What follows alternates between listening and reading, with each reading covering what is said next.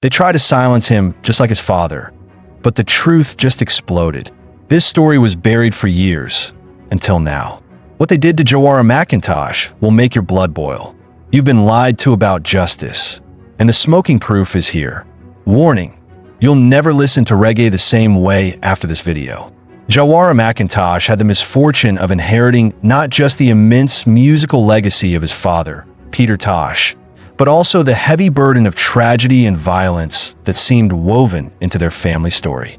It was not merely a continuation of reggae rhythms and Rastafarian beliefs that shaped his life, but a continuation of struggle, a harsh, brutal narrative that refused to loosen its grip, even across generations. Peter Tosh, the firebrand prophet of reggae music, had already laid down a path of resistance and defiance, one that Jawara would later follow with unwavering loyalty. Long before Jawara ever strummed his first chord or wrote his first lyrics, his father's voice rang through the decades with the soul-stirring demand to legalize it, a hymn for freedom and a battle cry against systemic oppression. Yet by the time that cry reached maturity in Jawara's ears, it was tinged with sorrow. For Peter Tosh had been murdered, stolen from his family and the world in an act of violence so senseless that it left gaping wounds that no music could heal. Jawara McIntosh, known to the world as Tosh 1, was born on February 8, 1980, in Kingston, Jamaica, but his life soon crossed oceans. At the age of 5, he found himself settling in Boston, Massachusetts, a city far from the warmth and mysticism of his birthplace, but one that would nonetheless become his home. It was there, in the cold distances of an American city, that Jawara's love for music took root. Not as mere entertainment, but as a sacred inheritance, a duty to continue a voice silenced too soon. The shadow of Peter Tosh loomed large in Jawara's young life. By the tender age of 7, just months after his father's death, Jawara began writing, trying to capture the swirling emotions and unanswered questions that haunted his childhood. He wasn't merely scribbling verses. He was beginning the monumental task of preserving a legacy through his own voice. In the heavy silence left by Peter Tosh's passing away, Jawara found the faint stirrings of his own song. The influences that shaped Tosh 1 were not limited to his father. The powerful lyrics of Bunny Wailer, the universal messages of Bob Marley, the foundation reggae that bore the cries of resistance from Jamaica's marginalized, these became the building blocks of his artistic identity. Yet, while he stood on the shoulders of giants, Jawara McIntosh never sought to merely imitate. He yearned to craft something new, something that honored the past while shouting to the future. As he grew into his own artistry, Jawara approached his mission with solemn reverence. His first significant work, a remake of Peter Tosh's You Can't Blame the Youth, was more than a cover. It was a resurrection. Through his commanding voice and incisive lyrics, he channeled the spirit of Peter Tosh, delivering to a new generation the same unflinching truths that his father had proclaimed. Jawara was not content to be a carbon copy. He infused his work with his own voice, his own experiences, his own vision of the world. Music was his primary language, but struggle was his dialect. Armed with an economics degree and the heart of a revolutionary, Tosh once set about delivering his message without compromise. Whether on small stages like Boston's Paradise Rock Club, where his father once played, or sharing the spotlight with luminaries like Sizzla, Gregory Isaacs, and Damian Marley, he performed not for fame, but for the perpetuation of a cause. Even when audiences barely knew his name, Jawara's magnetic energy and righteous fervor ignited the room. Tragically, the struggle that had defined his music soon bled into his personal life in a most brutal fashion. Arrested on illegal drug possession charges in Bergen County, New Jersey, a bitter irony for a man who had dedicated much of his life to advocating for herb legalization. Jawara was serving a mere 6-month sentence when he was assaulted by a fellow inmate. The attack was not a simple altercation. It was a savage beating that left Jawara with catastrophic brain injuries, robbing him of the ability to speak, move, and ultimately to live as he once had. The perpetrator, Kyrie Sharon Bowell, was eventually convicted, but no amount of judicial reckoning could erase the devastation wrought upon Jawara and his family.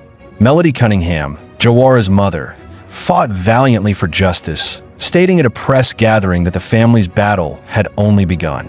They would not allow the brutal assault of Jawara McIntosh to become just another statistic, another forgotten casualty of a broken system.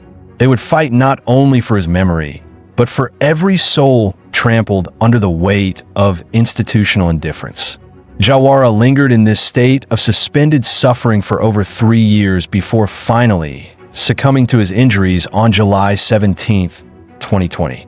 He was 40 years old, a man in the prime of his creative life, silenced not by the slow wear of time, but by the sudden brutality of violence. His death was not just a private tragedy, but a public indictment of a system that punishes nonviolent offenders with callous disregard for their humanity. The McIntosh family, refusing to let his death fade into obscurity, turned their grief into activism. Niambe McIntosh, Jawara's sister and the administrator of the Peter Tosh estate, emerged as a fierce advocate for justice, continuing the work their father and brother had begun. She spoke boldly on issues of herb legalization, systemic injustice, and the inhumanity that pervades the prison industrial complex. Through Instagram posts and public appearances, she condemned the contradictions of a society that fills prisons with nonviolent offenders while murderers roam free. The fight, however, is far from over. Jawara's story has become a rallying cry, a potent reminder that the forces of oppression have merely adapted, not disappeared. The McIntosh family supports legislation like New Jersey Senator Cory Booker's Herb Justice Act, seeking to reform the very laws that ensnare Jawara. They advocate tirelessly for the voiceless, demanding that the blood of victims no longer stain the hands of a silent society. This relentless pursuit of justice is not merely for the sake of Jawara McIntosh's memory, but for the countless others who suffer unseen.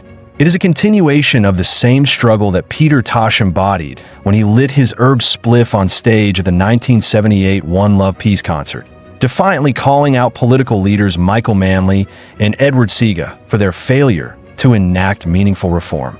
It is a reminder that history does not merely repeat itself. It echoes in the lives of those brave enough to listen and act. The brutality that claimed Jawara's life is not an isolated tragedy, but part of a long, bloody lineage of resistance and repression. When Peter Tosh was arrested in 1978, he endured savage beatings at the hands of police, suffering a broken hand and head injuries that required stitches. The scars of that violence never truly faded, and they resurfaced cruelly and chillingly in the life of his son decades later.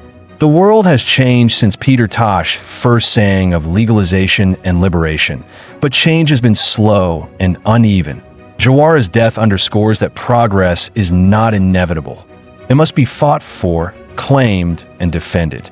His life and death are testimonies to the price of that fight, a price that, for the McIntosh family, has been paid in blood and sorrow.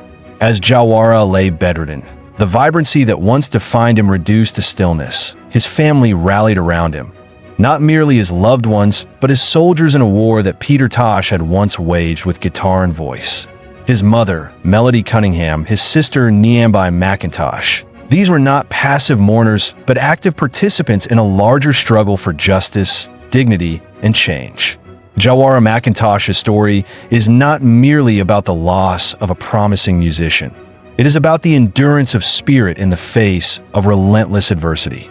It is about the intergenerational transmission of courage, the kind that refuses to bow before oppression. It is about the unfinished business of Peter Tosh, the unyielding demand for a world in which no one is brutalized for their beliefs or imprisoned for seeking liberation. The struggle Jawara carried in his heart continues through the work of those he left behind. His music, though stilled by violence, reverberates in the hearts of all who hear it.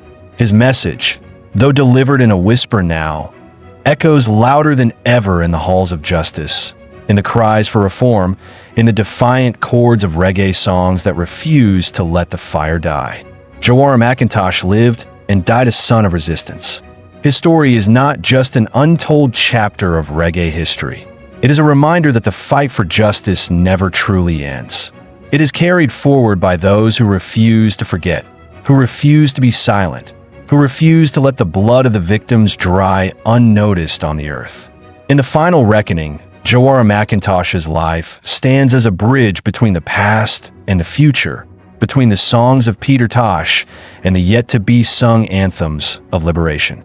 His story is a testament to the enduring power of music, the indomitable spirit of resistance, and the unbreakable bond between a father and a son who both dared to dream of freedom in a world too often marred by brutality. What do you think? Can a legacy of resistance truly survive when tragedy repeats itself?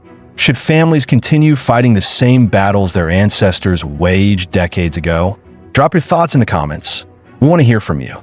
And if stories of resilience and injustice ignite something in you, make sure you subscribe so you never miss what the mainstream won't tell you.